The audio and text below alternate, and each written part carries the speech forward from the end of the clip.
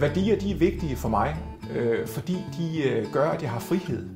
Men jeg har frihed til at arbejde målrettet og struktureret inden for en ramme.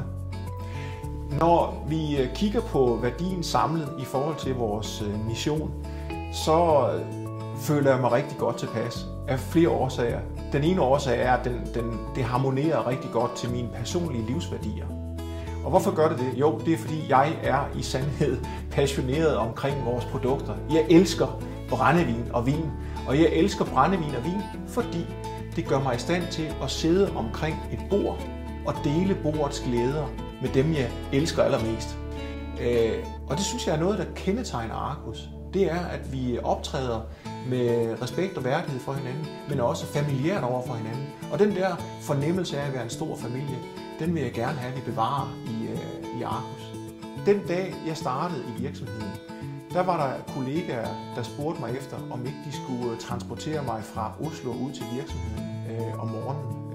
Jeg bor inde i Oslo, når jeg overnatter heroppe. Og det var helt naturligt for dem. Så igennem det sidste år, jeg har arbejdet, der har jeg kørt med Arndt, og jeg har kørt med Kasper, og jeg har kørt med Mikkel, og jeg har kørt med mange andre.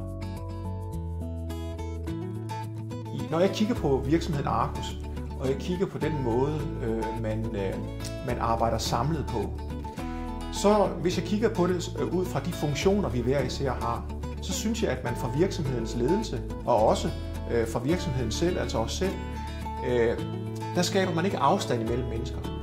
Man accepterer folk for de forskellige funktioner, de er, og de har. Og det synes jeg er et godt udgangspunkt for at nå vores resultat.